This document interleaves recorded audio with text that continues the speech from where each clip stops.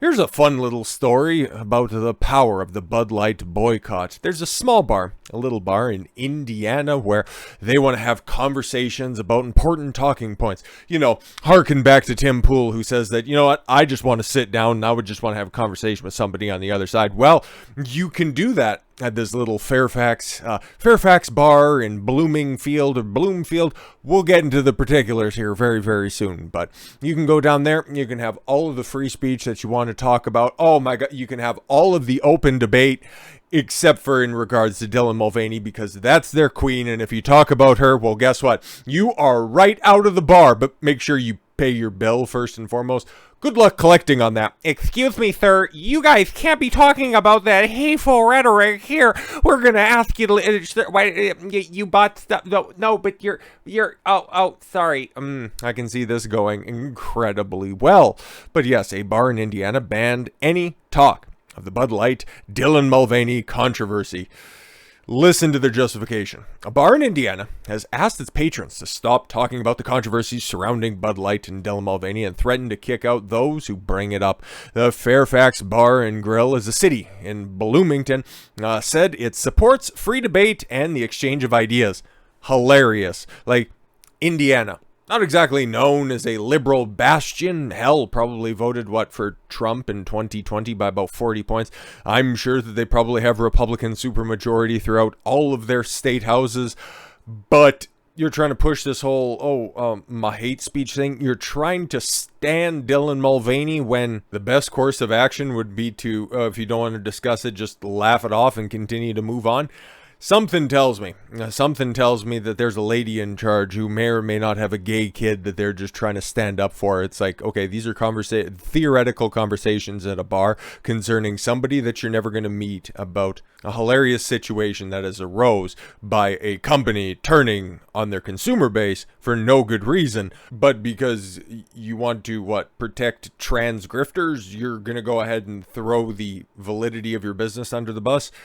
Good call, I guess. Fairfax Bar and Grill has now doubled down on their stance, first adopted earlier this month, as the bar itself has become a center of its own controversy. Because, come on, could you say no to that face? Very easily.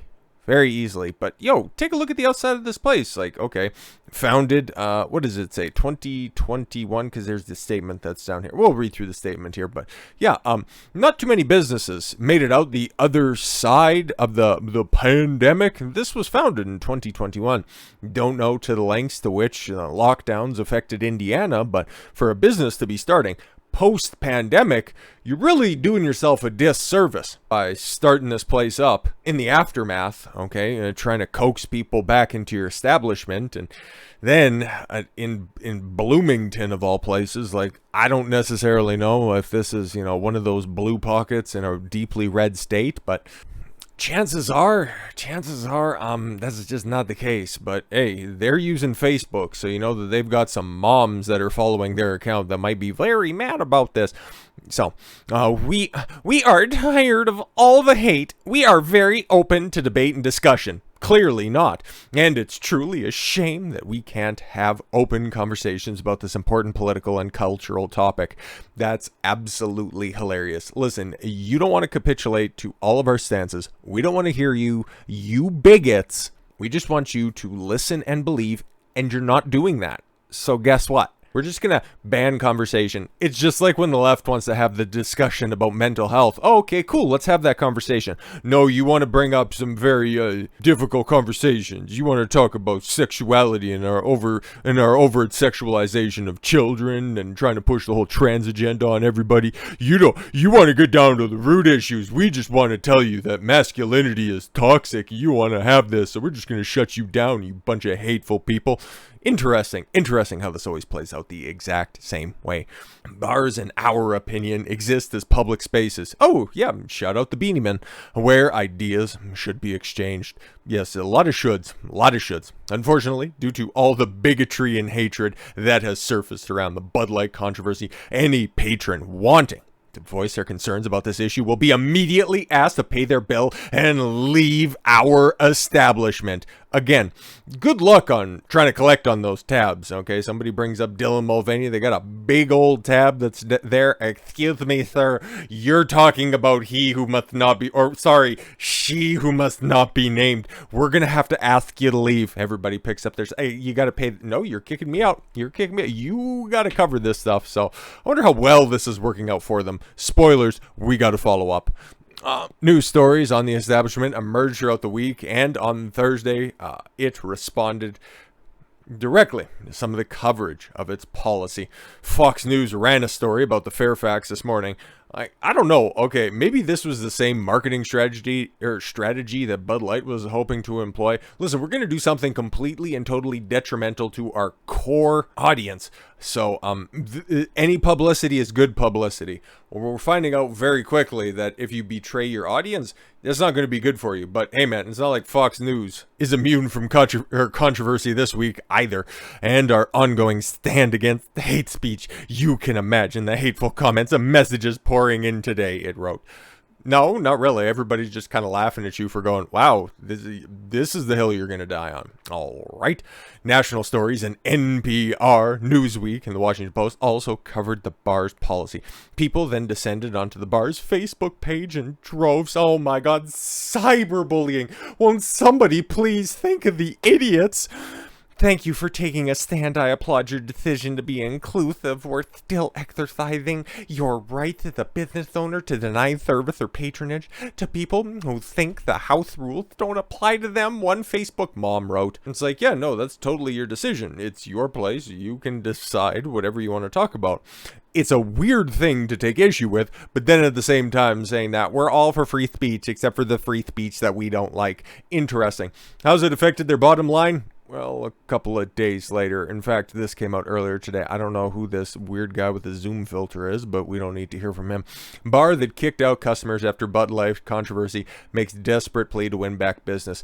Oh, everything that this controversy touches, it depends on which side you go on, okay? Because even for my tiny little channel right here, like I've done a bunch of videos on this stuff, just about one every day for this past month, and it's just been funny. It's been absolutely hilarious because you guys think that they're great. I could talk about literally anything that I want, but hey man, I'll just continue to come back because there's a story about this stuff every single day. It's great. It's absolutely great if you line up on that side. But if you're on the other side, it is as toxic as the bottom of a Chernobyl burial pit. I mean, there is nothing that this controversy doesn't touch that doesn't immediately either turn to shit or become a bastion of growth. It's such a wild situation. It's one of those opportunities that a boycott is actually proven to work. Instead of just a small group of idiots, it's just a silent group of the majority that is just looking at it going, yeah, I don't really think so. Not a lot of commentary, not a lot of actual hate speech, a lot of allusions to it, but hey man, people are just voting with their wallets saying, we don't like that.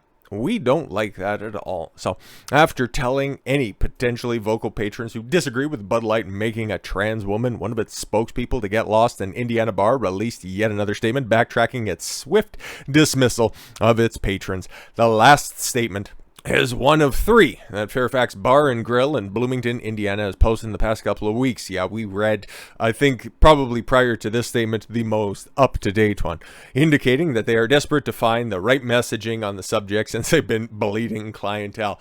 Oh, I'm so shocked. Absolutely shocked. Where the first public statement denounced those participating in the backlash. Yeah, exactly, because probably they have a gigantic Bud Light, or rather Anheuser-Busch stock, and it's like, that's everything that we have on tap. It's like if Coca-Cola does something incredibly stupid, like, I don't know, white people need to buy it in droves and dunk their children in it to get rid of their white skin. Like, something that absolutely absurd. Who even knows, even though there's probably some executives that think that intrinsically.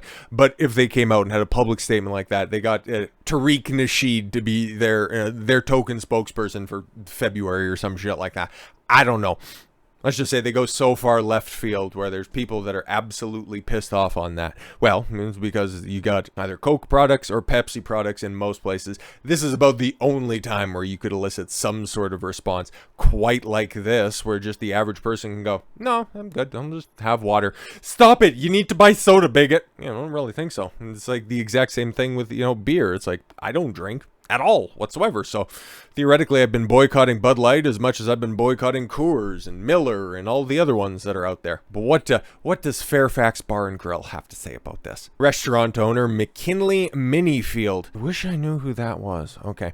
Justified the declaration claiming, we were just dealing with a lot of hate speech and people being uncomfortable. My bartenders were aggravated that we had customers that were leaving. Yeah, because you had okay, stop talking about this or we're leaving. It's one of the biggest news stories that's out there right now. People are going to be talking about it, especially at a local bar. Like, are you that disconnected from reality there, McKinley? However, this past Wednesday, the restaurant indicated in a since-deleted statement it was hurting financially after warding off uncooperative customers, or just, the regular people. Because there used to be this statement among customer service where the customer is always right. Well, you can parse it out for nuance. Generally speaking, it's a fairly accurate statement. And if you want to go completely against that, well, then you're just playing with fire and realizing that, oh wow, if we just mandate to the customers what they have to do, we're not the government, we can't get away with that. You have to convince people to come into their bar, to come into your establishment. You can't shame them to show up. Like, that's not going to work, bro. Though it initially blasted social media users for flooding the initial statement with blatantly transphobic, homophobic, and racist comments, literally hit every single checkbox that's up there. Congratulations. And it claimed it was committed to not allowing hate at the establishment, the restaurant admitted. With the departure of some of our regulars. Yo, so you were shitting on the people that were actually supporting your bar to begin with. That sucks. We have needed new clientele, and you have answered. I'm not gonna lie, we still need more of you right now. Nope, guess what? You played a stupid game, and guess what? You're winning a stupid prize. On Thursday night, the bar posted yet another more conciliatory message that seemed to be welcoming people with different viewpoints on the Bud Light issue, provided they were civil. Nope. Sorry. Hey man, you guys made a stupid decision. I gotta live with the consequences. The post, which is still up on the bar's Facebook page, read, a lot has been said, some correct and some incorrect. No, you got to take responsibility for your own stupid actions. And I want to clarify my stance. What I really want to convey is this. Just be respectful. No, you said it was black and white. Don't talk about Dylan, and then you can stay. But if you do, you got to leave. But pay first. Why is nobody paying? Why is nobody showing up? What the fuck? Different opinions are welcome here as long as they are delivered respectfully. Apparently not. We'd no more want ugly, aggressive, and rude interactions about which sports team someone thinks is better than about societal issues. Yo, man, you had a bad mistake. You took the opposite side of an easy subject, okay? Somebody was playing softball with you in the parking lot. They underhanded it to you, and instead of just cranking one out of the park, you decided to hit yourself in the head with a baseball bat and cry foul. Sucks to suck, I guess. Now you're going out of business. You're worried about your bartenders being harassed with such rhetoric as, wow, that's a wafy looking dude who may or may not have underwent surgery. Wonder how how dedicated he is to the trans issue.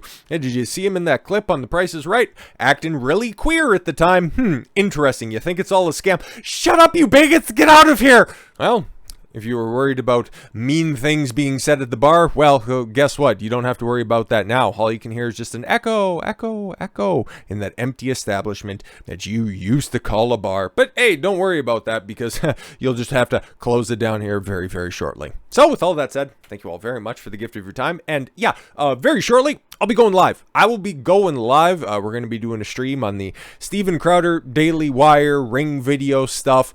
It's going to be interesting. It's going to be a long boy, and yeah, got some stuff to pull on that one, but hey, if you're watching this in the future, well, it's going to be on the channel, or it's going to be over on Rumble, or if you're watching this on Rumble, you're already ahead of the curve. So, I've been Don Consuelo. I want you to follow your gut and get after it. Take care, everyone.